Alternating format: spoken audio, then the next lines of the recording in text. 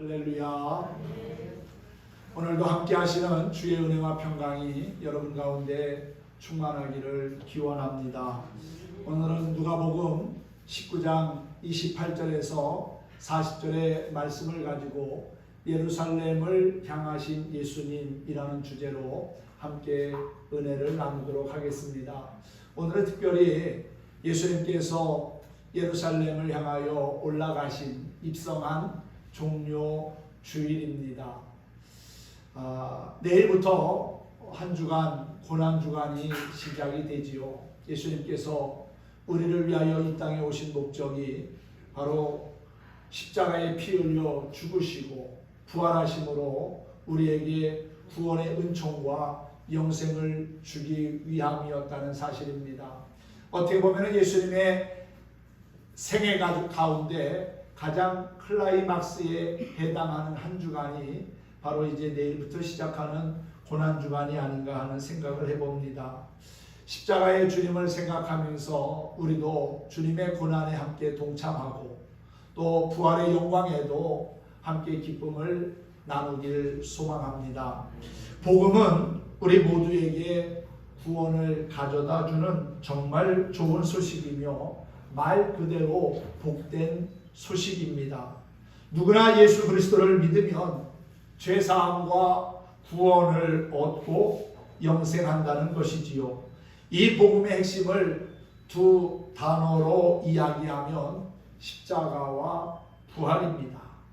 예수님의 십자가 대속의 사건이 나를 죄 가운데서 구원하였고 부활의 영광이 나에게 영원한 생명을 가져다 주었기 때문입니다. 예수님이 십자가에 달려 돌아가셨을 때 제자들은 두려움과 공포에 떨며 숨어 지내야만 했습니다.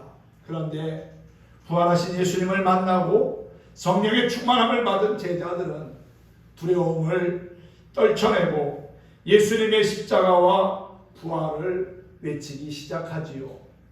그래서 초대교회가 시작이 됩니다.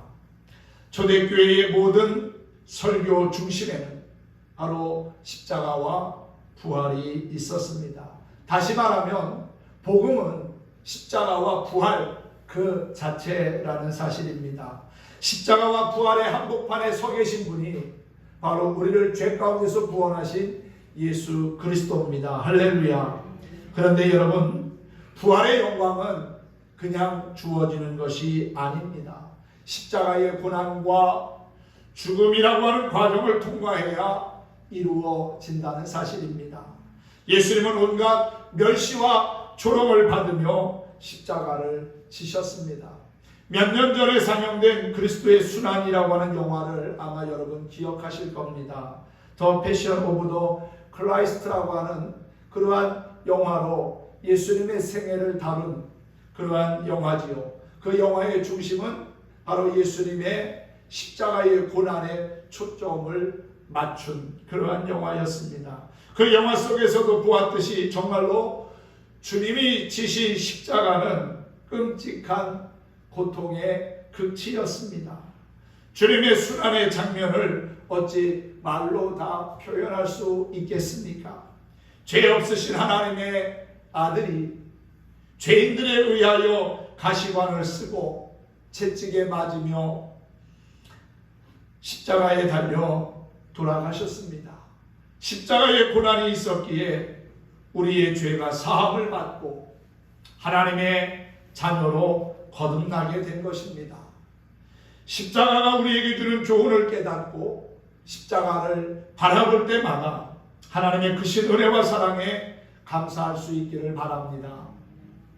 세상에서 쓰임받는 사람은 남보다 잘난 사람, 뛰어난 사람이 쓰임을 받습니다. 그런데 하나님 나라에서 쓰임받는 사람은 어떤 사람일까요? 거듭난 사람입니다. 예수를 믿고 거듭나서 하나님의 자녀가 된 사람이 하나님 나라에서 존귀하게 쓰임 받습니다. 뛰어난 사람은 때로 교만할 수 있지만 거듭난 사람은 교만하지 아니하고 겸손한 삶을 살기를 심습니다. 뛰어난 사람은 자신의 영광을 위해서 안위와 권력과 명예를 위해서 살지만 거듭난 사람은 하나님의 나라와 그의 의를 위하여 산다는 사실이지요. 세상에서는 난 사람이 인정받지만 교회에서는 된 사람이 인정을 받습니다. 진리는 언제나 뛰어난 사람들이 실천하는 것이 아니라 거듭난 사람들이 일상화하는 것이고, 선은 언제나 난 사람에 의해 꽃을 피우는 것이 아니라 된 사람에 의하여서 열매를 맺는다는 겁니다. 뛰어난 사람은 자신의 영광을 위하여 전력 질주하지만, 넓은 길을 찾아서 달려가지만은 거듭난 사람은 하나님의 영광을 위하여 자신을 희생하면서까지 좁은 길로 달려갑니다. 따라서 하나님의 나라는 모두가 뛰어난 사람들에 의해 건설되는 것이 아니라 주님의 말씀에 겸손하게 순종하는 믿음의 사람들에 의하여서 이루어진다는 겁니다. 지금까지 살아온 많은 믿음의 선진들, 예수님을 본받아 그렇게 살아왔습니다. 그리고 그 복음에 값진 것을 우리에게 넘겨주고, 그 믿음의 바톤을 우리에게 넘겨주고, 우리 또한 그 소중한 믿음의 바톤을 쥐고 하늘의 소망을 가지고 달려가는 겁니다. 물론 달려갈 때 힘들기도 하고 피곤하기도 하고 여러 가지 인생의 장애물을 만날 때도 있지만, 성령께서 우리가 끝까지 잘 인내하며 달릴 수 있도록 도와주시기에 우리는 하나님을 바라보고 의지하면서 우리에게 주어진 믿음의 길을 끝까지 잘 달려가야 될 거라고 믿습니다. 믿음을 가지고 산다는 건 정말 귀한 일입니다. 믿음으로 우리는 죄사함과 구원의 은총을 받았고 하나님의 자녀가 되며 영생을 얻기에 우리는 이 믿음을 끝까지 지키려고 힘써야 합니다. 악한 마귀는 어떻게 해서라도 우리 안에 있는 이 믿음을 변질시켜가지고 의심하게 하고 또 낙심하고 하나님과의 관계를 끊어놓으려고 합니다. 하지만 우리는 끝까지 날 구원하신 예수님을 바라보면서 십자가의 주님을 의지하면서 믿음을 지켜가는 신실한 그리스도인이 되어야 할 거라고 믿습니다. 된 사람, 하나님이 기뻐하시는 멋진 거듭난 사람의 모습이 오늘 예배의 현장에 계신 우리 모두가 되었으면 합니다. 오늘 본문에 나오는 나귀의 주인도 겸손하고 온유함을 갖춘 된 사람이기에 주님께서 자기의 나귀 새끼를 쓰시고자 할 때 그것을 조건 없이 승낙했다는 사실입니다. 알지도 못하는 사람이 자기의 나귀를 끌고 가려고 할 때 그냥 있을 사람이 누가 있겠습니까? 그런데 주님이 쓰시겠다고 하니까 두말하지 아니하고 자신의 나귀 새끼를 내어 드렸습니다. 승낙했지요. 알지도 못하는 주님께서 쓰시고자 할 때 그것을 손해로 보지 않고 영광으로 받아들인 겁니다. 헤아림으로 받아들이지 않고 은총으로 받아들였다는 사실입니다.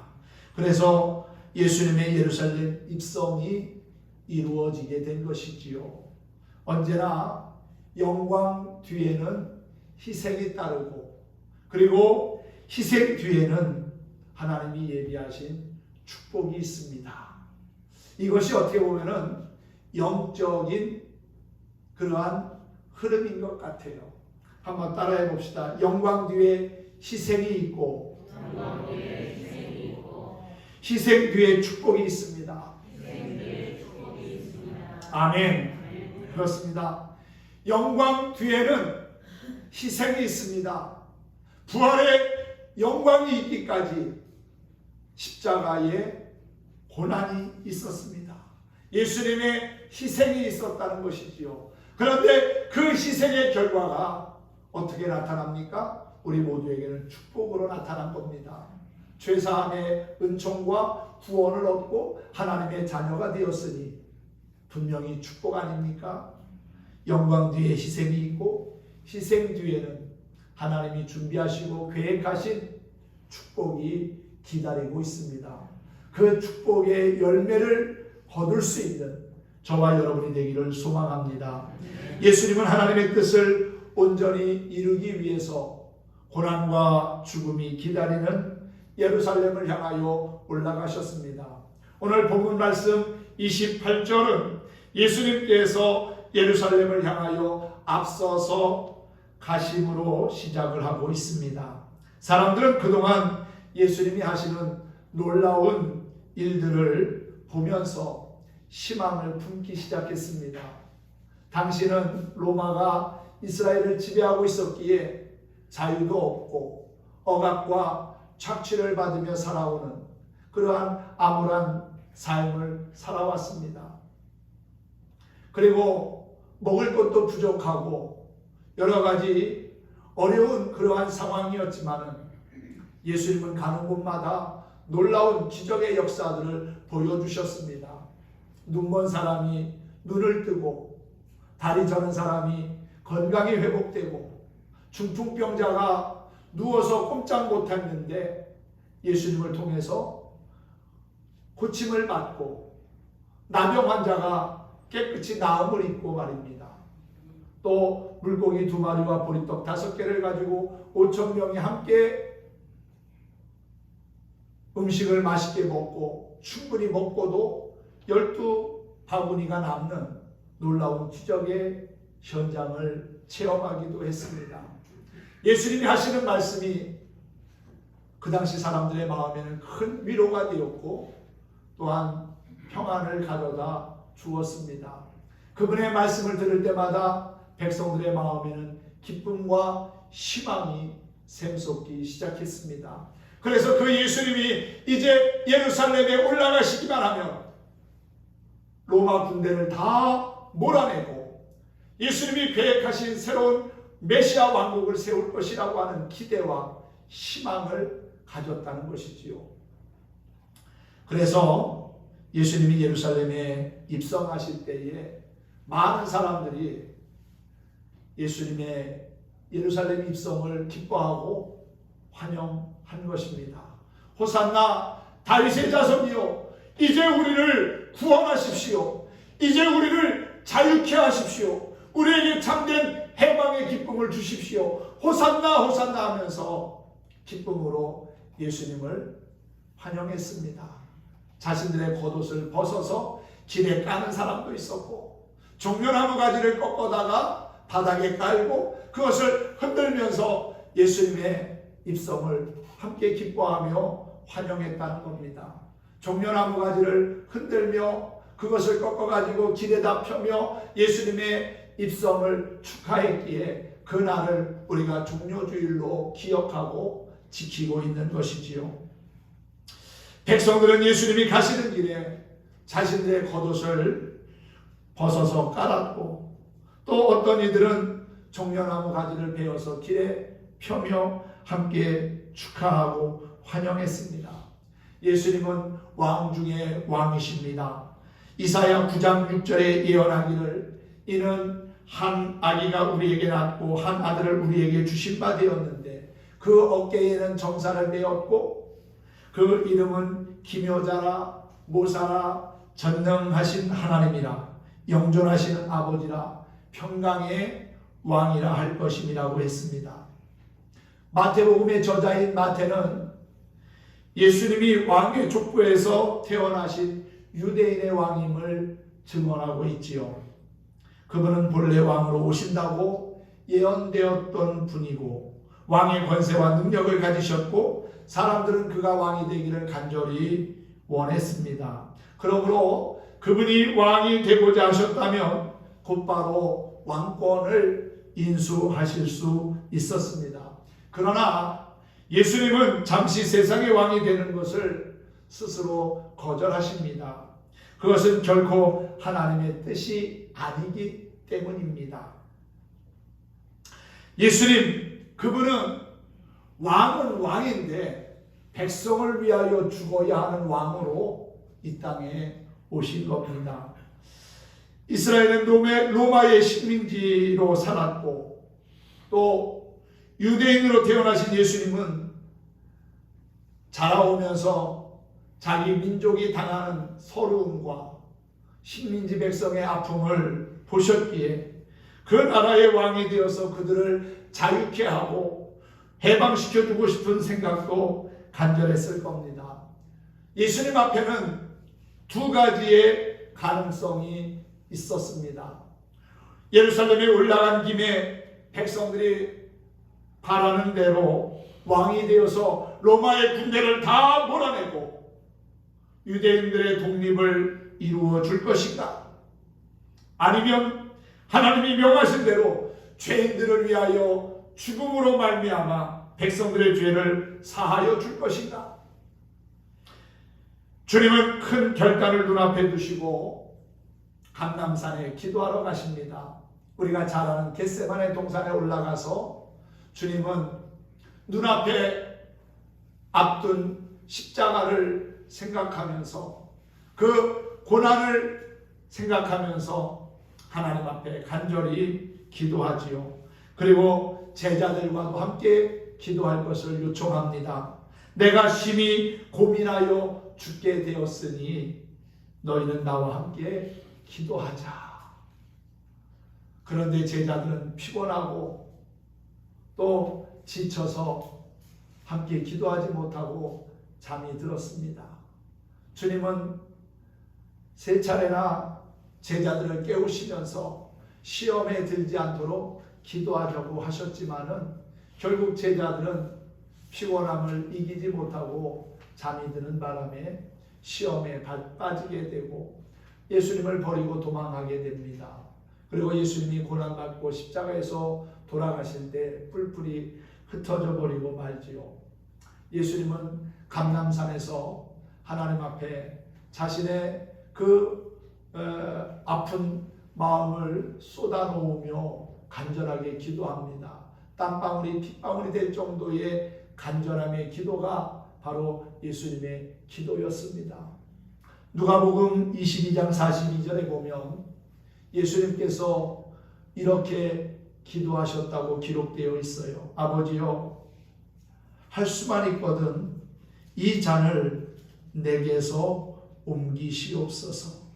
그러나 내 원대로 마시옵고 아버지의 원대로 되기를 원하나이다 그랬어요. 얼마나 그 십자가의 죽음이 예수님 스스로 느끼기에도 고통스러우셨으면, 부담스러우셨으면 그렇게 기도하셨을까? 고난과 죽음을 기뻐할 사람은 없습니다. 죽음을 눈앞에 두고 기도하시는 예수님의 모습을 한번 여러분 상상해 보시기 바랍니다. 그러면서 주님은 이 잔을 내게서 옮겨주시기를 원하는데 하지만 내 뜻이 아닌 하나님의 뜻이 이루어지기를 원합니다 라는 그러한 기도를 합니다. 그랬더니 누가복음 22장 43절에 천사가 하늘로부터 예수께 나와 힘을 더하더라 그랬어요. 예수님이 공생애 시작하실 때 광야에서 40일 금식할 때도 천사들이 수종 드셨다는 말씀이 나오지요. 어려움과 위기에 있을 때 하나님은 그냥 혼자 있게 하지 않습니다. 돕는 영을 보내시고 천사를 동행하시든지 아니면 성령을 통해서 힘을 주시고 우리에게 용기를 주십니다. 하나님은 그런 분입니다. 우리가 고난받고 아파하는 것을 보고 기뻐하며 즐기시는 분이 아니라 우리의 그 아픔의 현장에 함께 하시는 참 좋으신 아버지라는 사실이지요. 예수님이 그렇게 간절하게 기도할 때 그 기도를 도울 수 있는, 그 기도가 계속 지속될 수 있는 그러한 힘을 공급해 주실 겁니다. 우리도 하나님 앞에 믿음을 가지고 간절히 구하면 성령께서 우리가 흔들리지 않는 믿음을 가지고 하나님 앞에 담대하게 살아갈 수 있도록 도와주실 거라고 믿습니다. 우리는 예수님의 겟세마네 동산에서의 기도를 통해서 주님의 심정을 어느 정도 이해할 수 있으리라고 봅니다.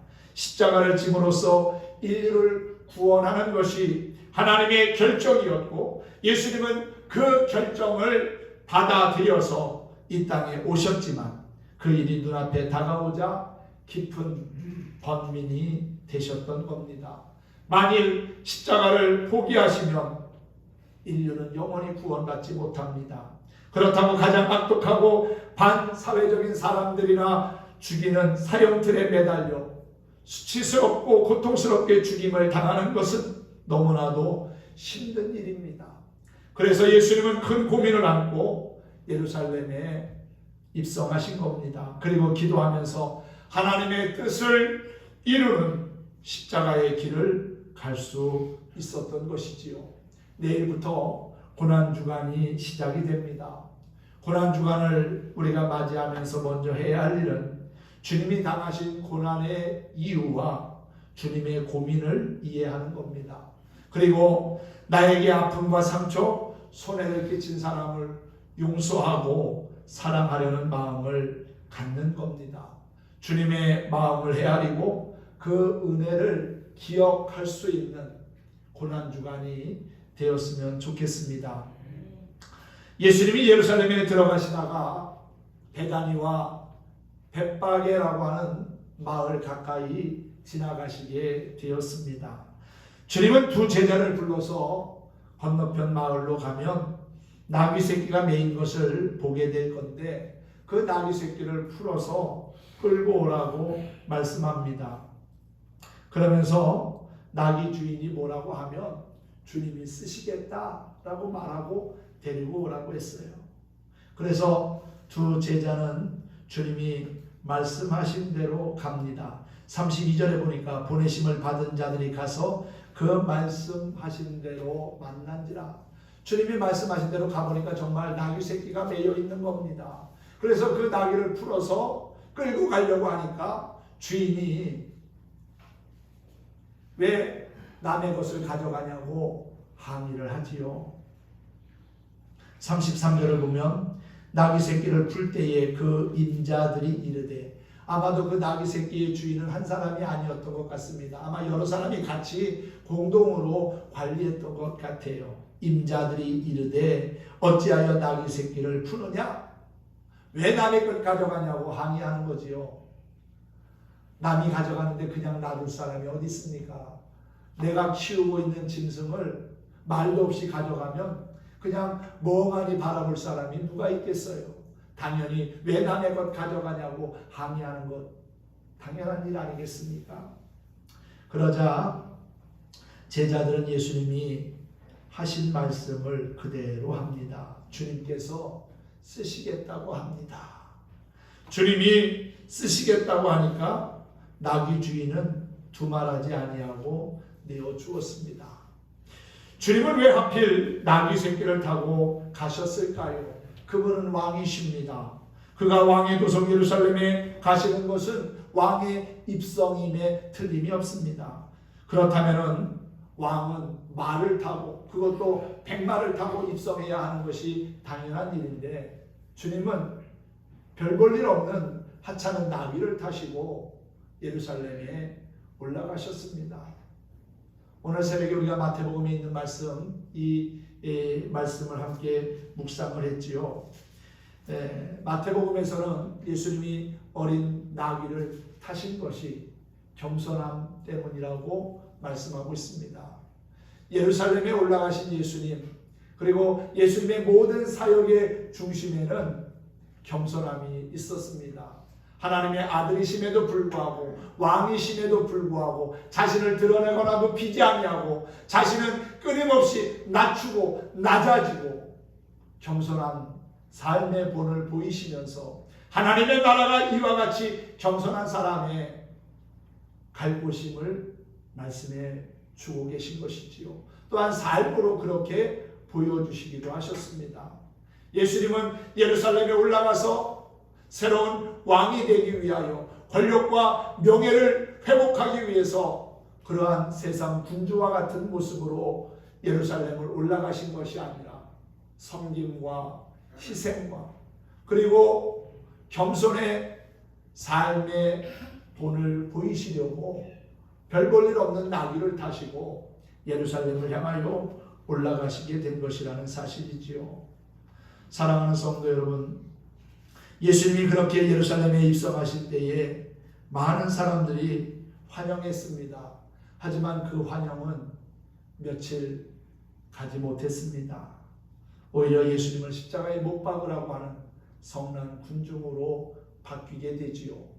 자신들은 그래도 예수님이 놀라운 그러한 역사를 이루고 왕이 될 줄 알았는데 주님은 세상 사람들이 원하는 왕이 아니라 십자가에 고난받고 죽기 위하여 올라가셨다는 사실을 말씀하시고 또 그렇게 삶을 보여주시니까 결국은 사람들이 자신들의 희망이 무너졌다고 생각을 하고 또 바리새인과 사두개인들의 음모에 의해서 그들의 말에 휩쓸려서 결국은 예수님을 십자가에 못 박으라는 성난 군중으로 바뀌게 됩니다. 사람은 참 간사한 것 같습니다.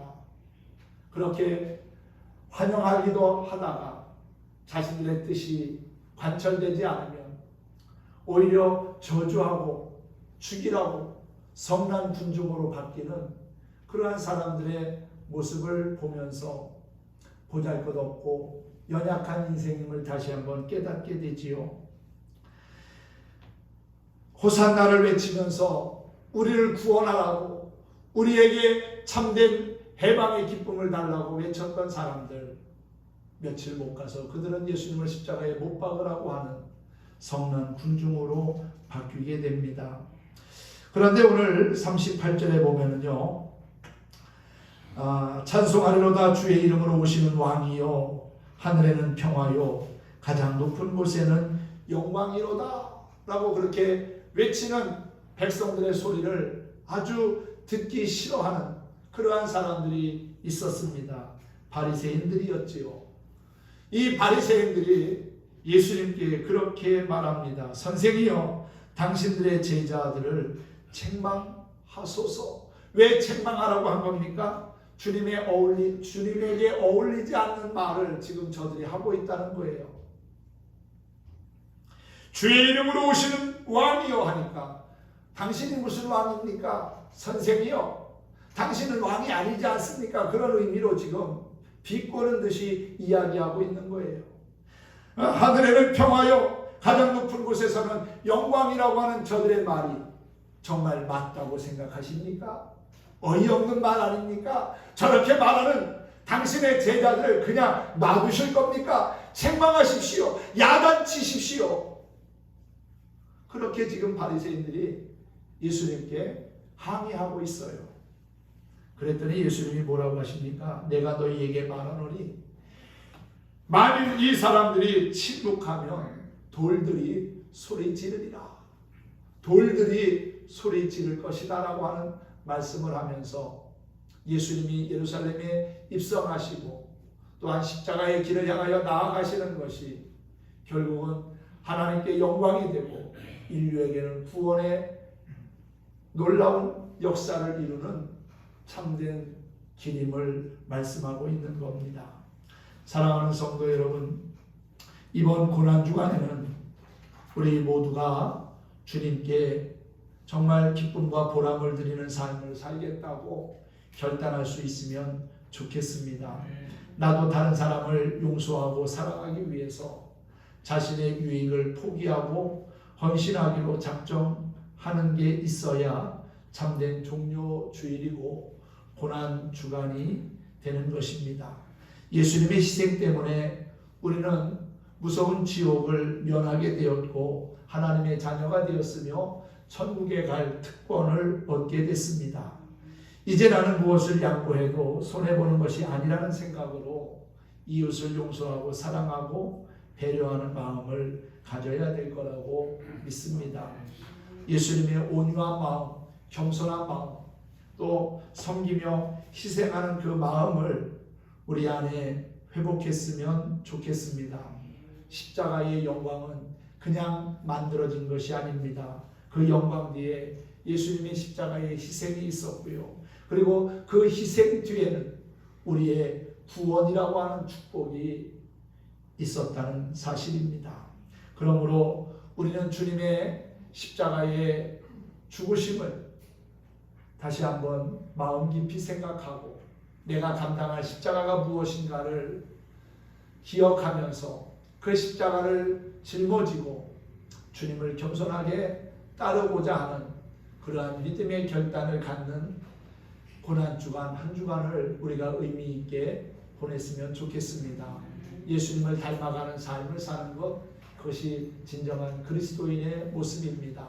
하나님의 마음의 기쁨과 감동을 드리며 주어진 믿음의 길을 끝까지 잘 지켜 행하는 신실한 그리스도인이 되어서 부활의 큰 기쁨을 함께 나눌 수 있기를 예수님의 이름으로 축원합니다. 축복합니다.